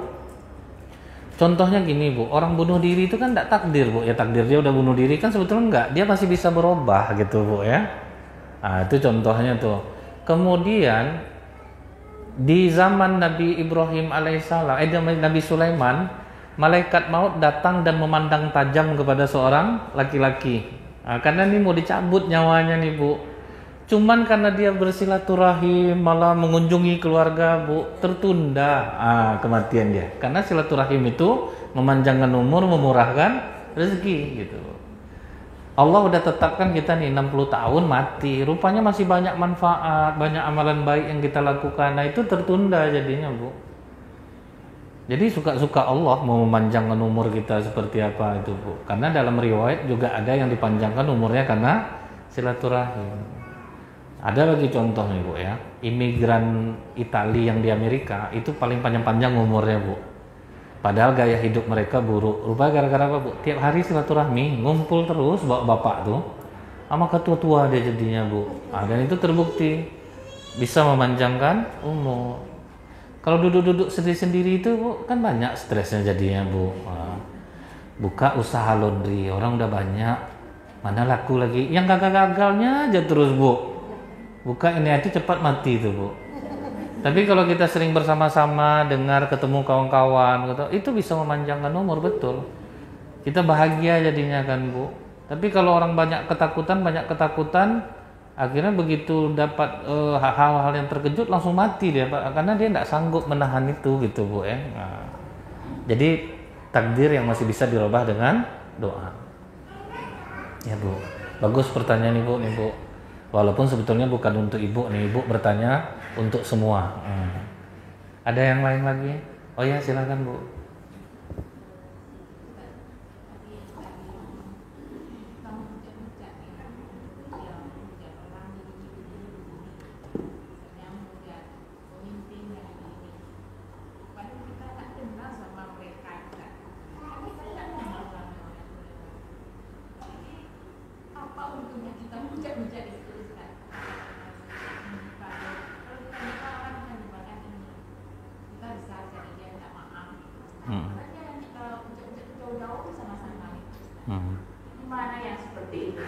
Ya, yang namanya kita menghujat orang, sekalipun benar, yang jelas pahala kita pindah kepada orang yang kita hujat. Itu satu, Bu. Walaupun kita benar yang kita bilang, Bu, atas nama menghujat itu ternyata tidak boleh. Tidak boleh dilakukan. Saya pernah, Bu ya. Langit-langit saya ini bengkak dan sakit. Gigi ngilu nggak pernah berhenti. Udah coba pakai Sensodyne sensitif. Nggak mau hilang, Bu. Sakit itu kan penghilang dosa. Jadi saya ingat, Bu, apa dosa mulut saya. Oh, rupanya ini, Bu. Saya kan paling tidak senang dengan yayasan-yayasan yang suka bawa-bawa ustadz, kemudian nanti minta sumbangan untuk pendirian pesantren. Itu saya lawan, Bu. Dan itu di ceramah saya sampaikan. Itu menghujat enggak, Bu? Walaupun saya benar nih. Di situ saya kena. Yang jelas saya menerima konsekuensinya. Langit-langit saya bengkak waktu itu, Bu. Tapi saya langsung sadar nih, Bu. Oh iya, walaupun yang saya bilang benar, atas nama menghujat itu salah. Seharusnya saya bukan di depan jamaah, datangin yayasan yang dimaksud, ngomong ke dia. Kenapa saya hentikan orang untuk membuat kebaikan? Kan tidak semua yayasan yang jahat. Itu, Bu. Jadi saya naruhnya ke pribadi saya sendiri, Bu. Walaupun yang kita sampaikan itu benar, sesuai faktanya. Itu yang dikatakan Rasulullah. Kalau yang kami katakan benar ya Rasulullah, memang itu dia. Itu yang gunjing. Kalau yang tidak benar itu fitnah. Kan itu aja, Bu. Dua itu. Jadi saya udah kena nih, Bu. Takut juga saya jadinya. Jadi ustadz-ustadz yang suka mengujat-ujat pemerintah, saya rasa kena juga tuh, Bu. Mau benar pun kita tidak boleh. Caranya tuh resikonya tinggi, Bu. Datangi, duduk berdua, kena bunuh lah. Itu sebetulnya, Bu. Hilang lah kita habis itu. Tapi jangan di depan orang. Namanya kita menghujat. Ingat saya dulu seorang ustadz yang suka betul menghujat, kata-katanya buruk, matinya kan tragis, Bu. Karena kita nggak boleh menghujat orang gitu, Bu. Jadi kita udah capek-capek bikin amalan, pindah, Bu. Macam presiden itu udah jadi anak bayi itu, Bu. Karena habis dihujat orang kan, Bu. Se-Indonesia pindah malah. Rugi enggak kita, Bu? Kita juga capek pergi pengajian, hitung langkah ke masjid, duduk, susah payah untuk orang jadinya. Nah itu ya, Bu ya. Ada lagi bagi yang akhwat nih? Ada? Mas Ibu? Silakan, Bu. Karena Musas nih merangkul semua ya, Bu ya. Luar biasa. Pakai mic aja, Bu, boleh? Nggak apa-apa, Bu. Saya itu punya kakak. Jadi kakak saya itu punya menantu.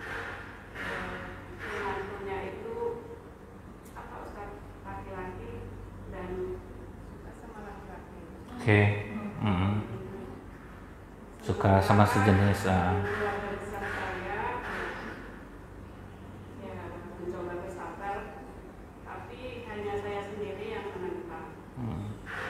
Bagi saya itu nggak ada, ya pokoknya ya udah dihabisi aja. Dihabisi saja pernikahannya gitu ya Bu. Ya, jadi udah aja gitu. Karena udah ditunggu selama 2 tahun itu nggak ada perubahan.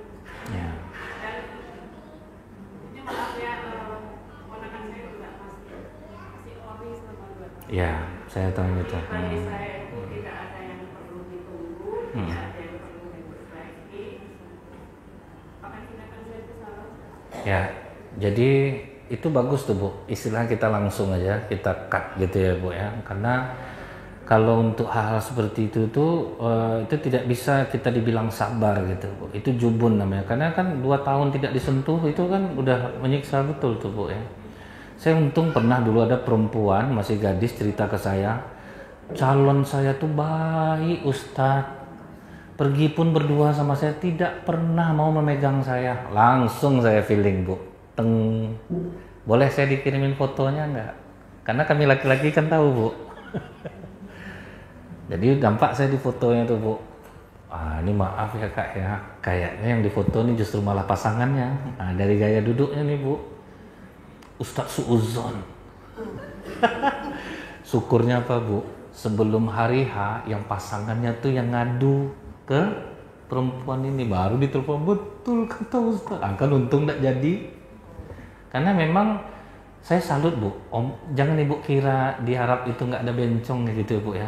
Mereka udah ngakui kami ini udah menyimpang, jangan nyesatin orang lagi gitu. Karena Allah hanya menciptakan laki-laki dan perempuan. Ya udah kita siap aja dengan konsekuensi kita, tapi jangan ganggu orang gitu Bu ya. Jadi seperti ini nih, ya Ibu udah benar, memang itu jalannya. Dia nggak akan berubah gitu ya Bu kan. Yang si laki-laki ini, saya setuju Bu, memang harus diakhiri tanpa harus menghujat dia. Udah selesai. Daripada terus bertahan Bu, menghujat terus jadinya kan Bu, kita berdosa terus. Yang keponakan kasihan juga nih kan Bu ya, sama kayak gitu suaminya. Ya bagus tuh Bu, saya setuju kalau yang seperti itu tuh memang harus berpisah. Jadi kan bukannya saya memporak-porandakan pernikahan. Enggak Bu, enggak. Itu bagus tuh Bu. Yang memporak-porandakan tuh orang baik-baik kita asuh-asuh gitu Bu kan. Nah, itu yang memporak-porandakan. Kan ada juga nih Bu dari keluarga suka buat cerita mama mertuanya nih Bu, para istriku tuh padahal enggak ada kadang itu yang memporak-porandakan gitu. Tapi kalau yang seperti ini Ibu justru malah melakukan kebaikan. Tapi ingat tadi Ibu ya, walaupun baik jangan sampai keluar hujatan. Karena kalau menghujat itu tetap tidak boleh gitu. Karena saya udah kena nih Bu, gara-gara menghujat walaupun benar rupanya. Tidak boleh lama sakit saya Bu, cuman saya di depan jamaah nggak ada yang tahu gitu Bu ya. Yang jelas saya tahu sendiri tuh. Udahlah sampai kapan Allah mau nyembuhin aja. Alhamdulillah akhirnya sembuh gitu Bu. Karena dia tidak mengganggu aktivitas, tapi kan cukup jadi pelajaran Bu. Kenapa langit-langit bengkak ya, orang sepanas-panas dalam orang nggak pernah mungkin sampai kayak gitu, sampai gigi ngilu berbulan-bulan gitu. Rupanya gara-gara itu. Nah, baik. Ada yang lain silakan. Oh sebentar Bu, kita berpindah dulu ya Bu ya. Nah. Ya nggak apa-apa Bu, bagus tuh Bu. Daripada pas pengajian tidak ada yang mau ada bertanya ibu-ibu nunduk semua Bu. Awak lah yang pusing jadinya kan Bu. Ya. Bismillahirrahmanirrahim. Saya ingin bertanya ya Ustaz, masalah poligami ini Ustaz. Jadi saya baru kenal asatid lah Ustaz gitu ya. Kenapa sih kebanyakan orang memilih poligami itu yang istri kedua itu kenapa cari yang gadis gitu Ustaz? Bisa nggak kita tuh ada poin-poin tertentu seperti Rasulullah itu menikahi para janda atau budak-budak yang dimerdekakan seperti itu Ustaz? Kenapa kebanyakan marah gitu? Emang laki-laki soleh zaman sekarang sangat sulit ya Ustaz? Dan banyak wanita soleha yang sangat menantikan jodoh gitu. Nah, targetnya kebanyakan masalahnya gadis yang menjadi istri kedua gitu. Nah, gimana pandangan Islam terhadap itu Ustaz gitu? Kenapa nggak harus cari janda gitu, yang punya anak gitu kan? Jadi menghidupkan, membantu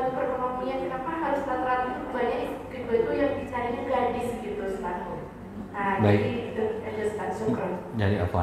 Ini pertanyaannya bagus ya Bu ya. Di zaman Rasulullah kenapa akhirnya menjadi asbabun nuzul turunnya surat An-Nisa itu ya Bu ya? Dibolehkan 2, 3, 4 itu sebetulnya kalimat marah loh Bu. Asbabun nuzulnya itu ada laki-laki ingin menguasai harta anak yatim yang kaya, anaknya gadis. Jadi dia ingin menguasai harta anak itu melalui jalur pernikahan. Nah itulah turun ayat marah sebetulnya Bu. Sama anak ibu makan lauk ini, kau habiskan satu-satu lu ambil betul tuh nanti, ambil tuh nanti, itu sebetulnya Bu. Nah, kemudian apakah harus gadis? Enggak Bu, kalau itu tuh selera namanya tuh Bu, itu mencari-cari namanya. Tapi kalau memang dapatnya gadis mau diapain gitu Bu ya, kita tidak mencari-cari nih Bu. Terus yang gadis akhirnya menyukai gitu Bu ya, suami orang gitu. Kalau di luar ini kan sangat bahaya kita menyampaikan hal-hal seperti ini ya Bu ya.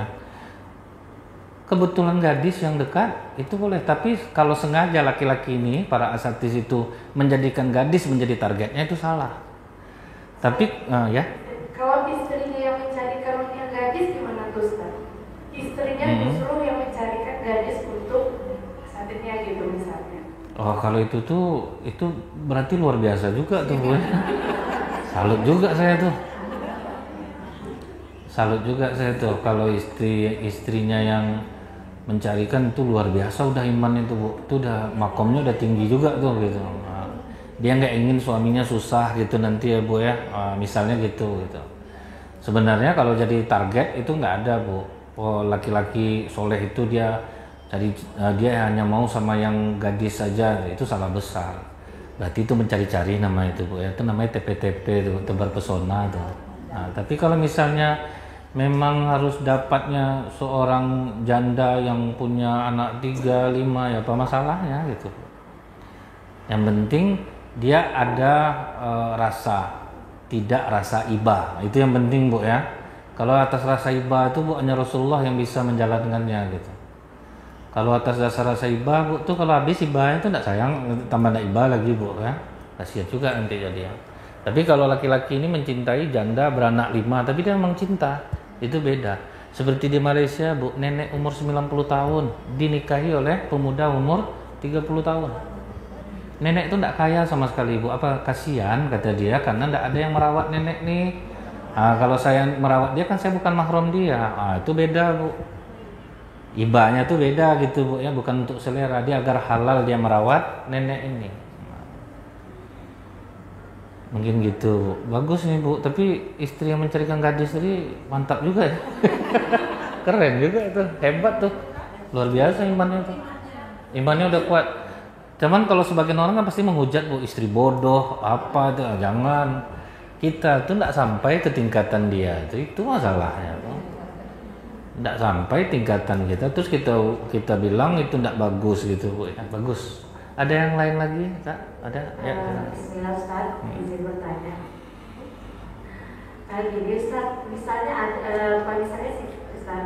ada pemuda yang ingin taat dengan gadis. Terus beliau menanyakan berapa sih pengeluarannya dalam 1 bulan. Itu menurut pandang Ustaz gimana Ustaz? Di dalam undang-undang pernikahan itu Bu, dalam kompilasi hukum Islam, kan baik di dalam Al-Quran pun, laki-laki ini kan memberikan belanja sesuai dengan kemampuan dia. Nah, jadi tidak bisa sebetulnya berapa pengeluaran 1 bulan. Ya kalau banyak penghasilannya, makin boros dia sama istri kan makin murah rezekinya. Nah jadi nggak bisa juga dia pertanyakan berapa untuk pengeluaran 1 bulan. Itu kita disuruh belajar akuntansi lagi, ngitungin duit orang gitu kan. Jadi sebetulnya dia nggak harus nanyain itu gitu. Pokoknya berapa mampu, atau misalnya kita jawab gitu, ya berapa kemampuan abang ngasih, ya silahkan aja. Kalau saya orang yang lebih mengamalkan, sampai saya gurauin kawan, dengar kabar Ustadz kalau ngaji nggak ada ngambil amplop ya Ustadz ya? Enggak kata saya. Terus Ustadz hidup dari mana? Dari istri saya. Gitu. Kerja istri Ustadz apa yang ngambil amplop saya? Nah, saya tipenya memang yang ngasihnya 100% Bu. Jadi memang udah berapa aja ada, udah kasih istri gitu. Nanti istri lah yang mengira-ngira gitu Bu ya. Untuk belanja kita keluar paling ya untuk jaga-jaga aja lah Bu ya. Cuman ada juga orang sistemnya dia kasih sistemnya jatah gitu Bu. Kalau sistemnya jatah itu ada dua Bu, ada nafkah keluarga, ada belanja pribadi kalau dalam Islam. Jadi nggak sama tuh Bu, nafkah keluarga, biaya ruang anak sekolah, apa semua pengeluaran itu beda. Terus ada belanja pribadi istri, itulah yang untuk dia beli skincare, baju, itu beda Bu. Ini disamakannya semua, udah segitu abang kasih kurang nggak baru? Ngasih 100 sambal mau dendeng Bu, uang sekolah anak di situ juga, uang masuk anak juga, akhirnya istrinya lah pandai-pandai nyimpan gitu, kan susah jadinya kan Bu. Ada yang lain? Ya silakan Bu.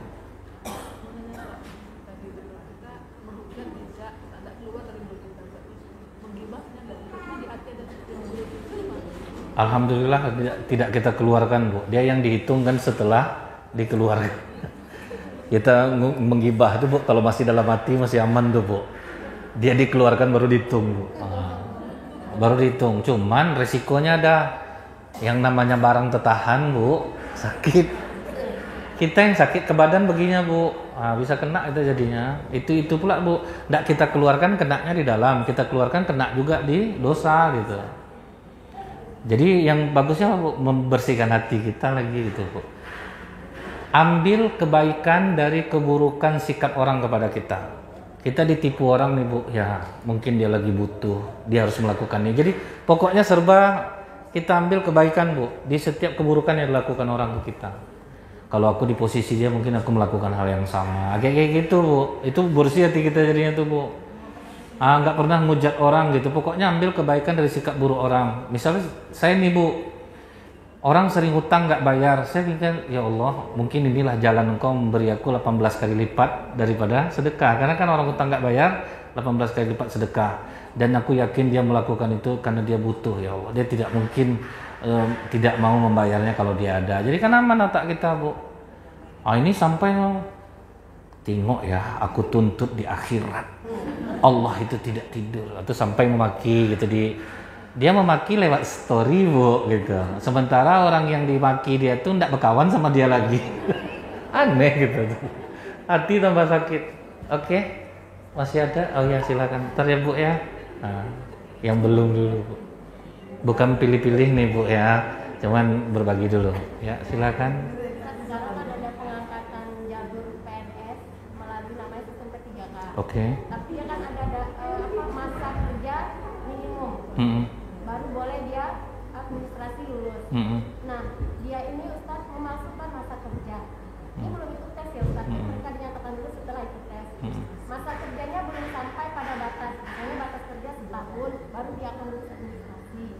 Masa kerja 6 bulan, tapi diakali dibuat jadi setahun.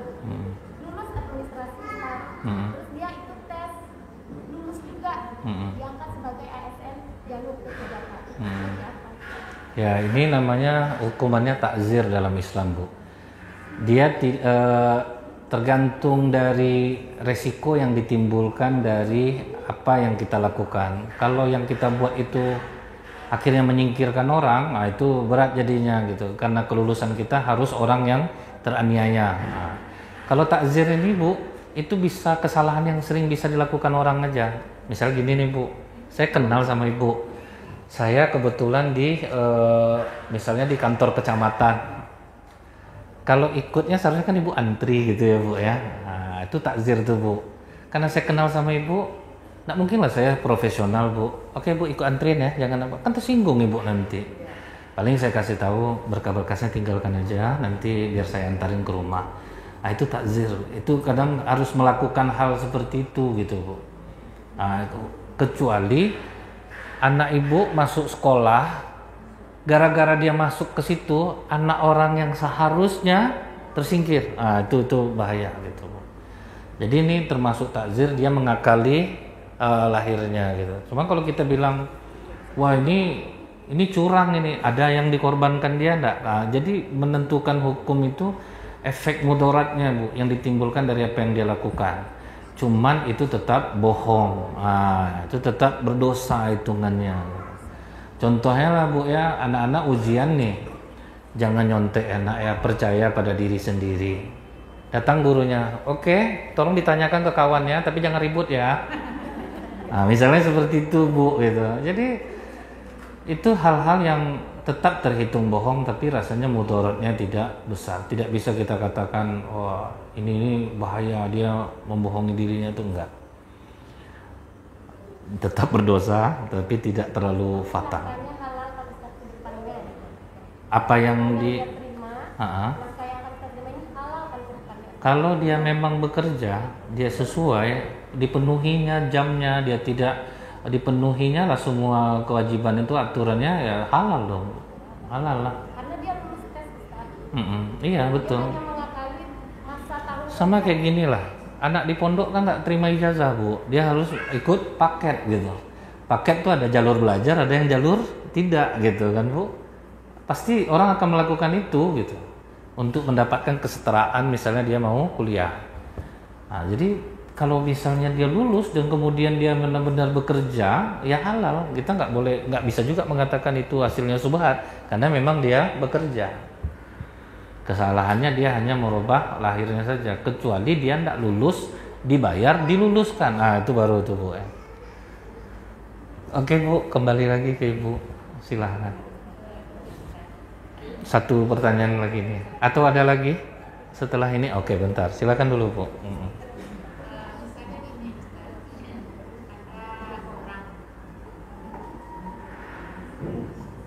Ada orang misalnya dia kerjanya serabutan Ustaz. Ya hasilnya tentu kalau kerjanya dia dapat rezeki. Kalau dan tidak tentu dia dapat rezeki itu upaya menghidupi keluarganya. Ustaz, ya. Jadi yang orang yang seperti ini yang kami tanyakan, apakah orang ini bisa beri zakat atau kita kasih sedekah? Ya, baik. Orang yang seperti ini yang kerjanya tak tentu. Terima Betul. kasih Ustaz. Ya. Jadi kalau misalnya orang tidak berkecukupan Bu, kita memberinya bisa dalam bentuk zakat atau kita beri dia sedekah. Tapi dalam tanda kutip juga, kadang kita itu biarkan orang berjalan dengan takdirnya. Seharusnya seperti itu Bu. Kadang kita gara-gara rasa kasihan Bu, akhirnya orang tidak menjalankan takdir dia. Nah, itu yang membuat salah itu jadinya Bu. Bukan kita itu tidak mau membantu, kecuali keluar dari lisan dia Bu, bisa minta tolong dulu. Nah, itu baru, itu lebih tepat Bu. Tapi kalau kita asal kasih aja, akhirnya dia nunggu gitu. Makanya ada satu sistem Bu ya, kalau orang jual beli itu, kalau dagangan kita berlebih, jangan dikasih ke tetangga. Karena kalau dikasih ke tetangga, besok tetangganya pada doain, mudah-mudahan bersisa makanannya. Itu contohnya gitu ya Bu ya. Nah kalau kita mau bantu orang itu gitu Bu. Saya pun ada kawan misalnya susah, saya nunggu aja dari mulut dia. Karena kalau dari mulut dia berarti dia sangat butuh. Kalau kita ngasih dia nunggu nanti Bu. Nah, kan jadi salah jadinya gitu. Oke Bu ya. Oke Kak, siapa Kak yang mau bertanya?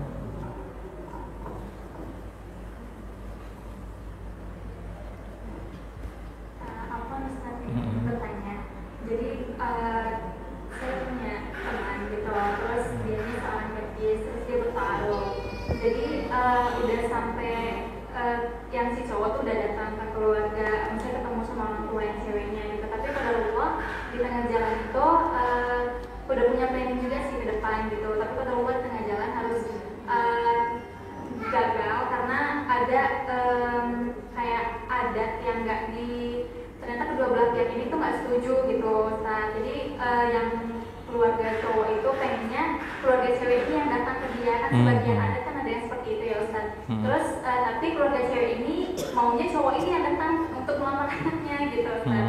Nah jadi qadarullah harus gagal. Terus jadi teman saya ini nanya, dia sebetulnya udah ada yang mau bertaruh yang baru gitu, cuman rasanya hati dia tuh belum bisa move on dari yang lama gitu. Terus pertanyaan kedua Ustaz, kalau misalnya kita misalnya kita sama calon pasangan kita itu udah setuju misalnya pengen menikah itu secara sederhana saja gitu, walimah maksudnya itu yang dianjurkan oleh Islam gitu. Cuman kan kadang orang tua ini kan punya keinginan sendiri untuk anaknya itu Ustaz. Terus itu gimana yang menyikapinya Ustaz? Iya. Jadi memang kadang ada gagalnya itu justru karena orang lain gitu, bukan karena pasangan itu. Nah, kejadian kayak gini nih Bu ya, itu cukup banyak. Akhirnya gara-gara adat, harus terpisah. Kalau saya sarankan dia harus tetap maju sebetulnya. Nah, dia harus tetap maju, harus beri ketegasan, terutama laki-lakinya gitu. Terus sama-sama mau berjuang nih dua-duanya gitu. Jangan sampai kalah dulu gitu. Karena kalau kita kalah dulu itu akhirnya kita mengulang takdir lagi. Padahal udah dituliskan Allah nih, udah ini takdir kamu harus kuat.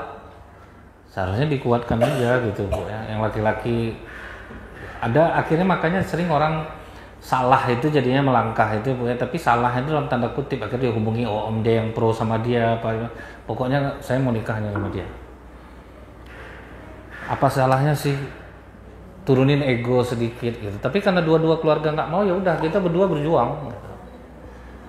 Tetap tetap jalan gitu. Berlakulah di film-film India tuh nanti jadinya. Pokoknya berjuang aja, karena kita nih kan memang dianjurkan nikah dengan yang sekufu, yang memang kita terasa gitu, nggak bisa nggak. Nanti kita coba sama orang lain, akhirnya kita tetap juga terpercaya karena dia tulus mencintai kita. Saya larang orang jangan ikut kemauan orang tua dalam hal masalah jodoh. Rasulullah kan melarang orang tua tidak boleh memaksakan jodoh kepada anaknya. Karena kalau nanti pasangannya itu tulus sama dia sampai dia tidak nikah, yang ini juga nggak bisa nikah jadinya. Kalaupun nikah, dia akan terbayang terus kekasihnya. Karena rasa kan tidak bisa bohong. Nah, kita coba juga sama orang, akhirnya dia juga yang terbayangkan berdosa kita jadinya, nyakitin lagi yang baru gitu. Ada satu orang nih udah sampai umur berapa dia sekarang, saya bilang kamu harus tetap perjuangkan yang pernah suka sama kamu, karena yang laki-laki itu nggak nikah juga. Ini karena orang tua nggak setuju gitu Bu. Akhirnya sekarang orang tuanya bilang ya udahlah, kalau memang dia juga calonnya hubungilah dia balik. Perempuan ini lah berat. Beratnya itu kenapa? Nanti terjadi apa-apa kan betul kata mama. Nah, itu pula nanti jadinya. Nah, jadi kita aja dikuatin, jangan ta'aruf dulu, perjuangkan dulu nih yang bisa rasanya bikin kita nyaman, yang mungkin udah sampai ke tahap nazar kali ya. Udah melihat. Itu harus dikuatkan aja tuh. Berdoalah kepada Allah, mudah-mudahan dilunakkan Allah lah hati orang tua ini. Itu mesti banyak wiridnya itu, zikirnya, karena saya pernah mempraktekkan ini kepada laki-laki yang diusir sama keluarganya. Sampai udah stres dia ketemu saya. Bapak sholat kan, dia udah lumayan berumur tuh. Sholat Ustaz. Saya tunjukkan zikir di saat putus asa. Waktu itu saya SMS-in.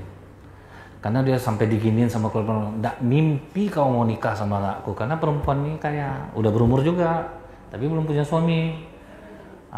Mimpi kau bisa nikah sama anakku. 3 hari setelah diamalkannya datang ke rumah Ustaz, bisa nemani saya beli hantaran. Udah lunak ya artinya. Alhamdulillah Ustaz lunak. Jadi memang minta bantuan ke Allah tuh untuk melunakkan itu. Memang betul-betul itu aja isi zikir setiap sholat, tidak baca subhanallah 33 kali lagi, itu aja diantam terus tuh sampai mohon kepada Allah. Disitulah kita tahu bahwa Allah itu ada, Allah itu menolong gitu. Mungkin itu. Ada yang lain lagi kan? La ilaha illa anta, la ilaha illallah, la ilaha illallahul azimul halim, la ilaha illallah rabbul arsil azim, la ilaha illallah rabbus samawati wa rabbul arsil karim. Itu doa di saat enggak ada jalan lain lagi Bu. Udah enggak ada lagi jalan. Nah, itu dia.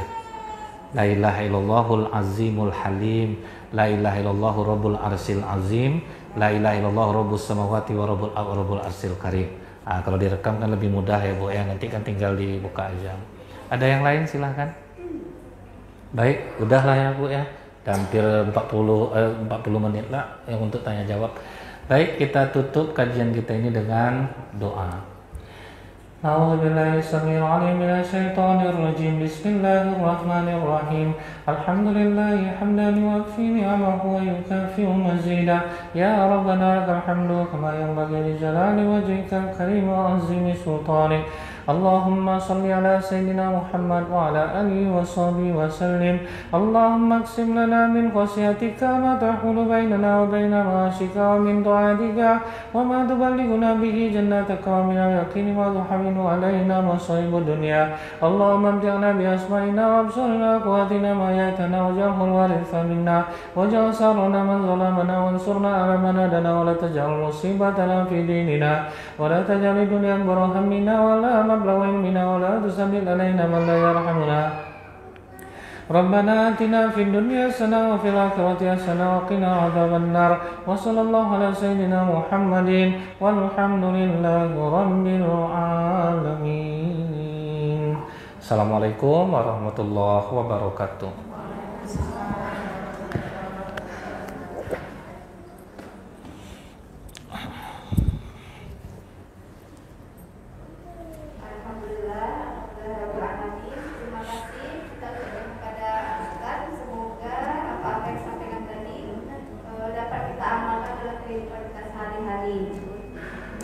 Saya selaku pembawa acara mohon maaf yang sebesar-besarnya atas segala kekurangan hingga bersalah. Wabillahi taufiq wal hidayah. Assalamualaikum warahmatullahi wabarakatuh.